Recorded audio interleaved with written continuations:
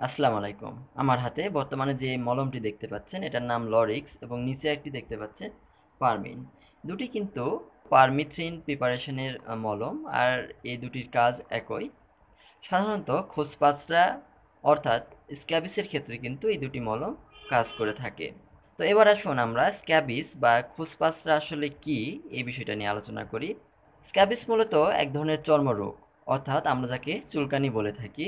আমাদের হাতে, হাতের নখের চিপায়, পায়ে, পায়ের নখের চিপায়, গলাতে, রানের চিপায় মূলত যে চুলকানিগুলো হয়ে থাকে, এবং আপনারা হয়তোবা লক্ষ্য করে থাকবেন সেসব জায়গাতে ঘামাচির মতো কিছু একটা বের হয়, এবং যখন সেটা নখ দিয়ে চুলকানো হয় ভিতর থেকে পানির মতো কিছু একটা বের হয়। এটা কিন্তু মূলত খোসপাসরা বা স্ক্যাবিস। তো স্ক্যাবিস হলে এই লরিক্স মলমটা কিভাবে ব্যবহার করতে হয় সেই বিষয়টা নিয়ে আপনাদের সামনে আলোচনা করব। আর এই খোসপাসরা রোগটি কিন্তু ছোঁয়াচে, তাই পরিবারের যদি একজনের হয়ে থাকে তাহলে দেখা যায় পরিবারের অন্য সদস্যদেরও কিন্তু এটি হয়ে থাকে। বিশেষ করে যে সকল বাচ্চারা মাদ্রাসায় পড়াশোনা করে, হাফেজিয়া মাদ্রাসায়, তাদের ক্ষেত্রে কিন্তু এই স্ক্যাবিসটা বেশি দেখা যায়। কারণ তারা এক বিছানায় থাকে, অনেক সময় একই গামছা ব্যবহার করে, এই জন্য কিন্তু একজনের শরীর থেকে সংক্রামিত হয়ে আরেকজনের শরীরে চলে যায়। তো এবার আসুন এই লরিক্স মলমটি আমরা কিভাবে ব্যবহার করব সেই বিষয়টি নিয়ে একটু আলোচনা করি। লরিক্স বা পারমিন এটি আপনাকে আপনার গলা থেকে একদম পায়ের পাতা পর্যন্ত সমস্ত শরীর কিন্তু মাখতে হবে রাতে ঘুমানোর সময়, এবং সকালে উঠে গোসল করতে হবে একই নিয়মে, আবার 7 দিন পর ব্যবহার করতে হবে।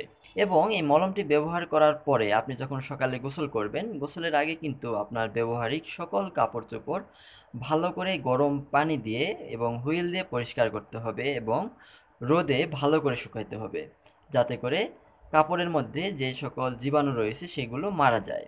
এভাবে যদি আপনি প্রথম দিন এবং 7 দিন পর 2 বার ব্যবহার করেন, তাহলে প্রাথমিক অবস্থায় যদি কারো স্ক্যাবিস বা খোসপাসরা হয়ে থাকে তাহলে কিন্তু সম্পূর্ণরূপে ভালো হয়ে যায়।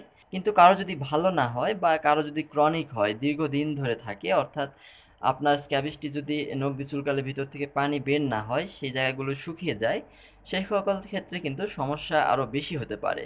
তাই আপনাকে অবশ্যই ডাক্তারের পরামর্শ নিয়ে চিকিৎসা নিতে হবে।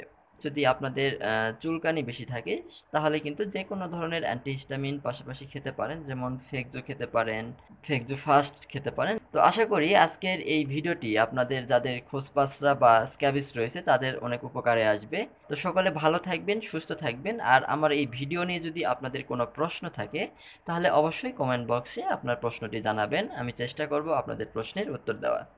এবং পরবর্তীতে আপনারা আরো কি বিষয় নিয়ে ভিডিও চান অবশ্যই সেই বিষয়টি নিয়ে কমেন্ট করবেন। সকলে ভালো থাকবেন, সুস্থ থাকবেন। আল্লাহ হাফেজ।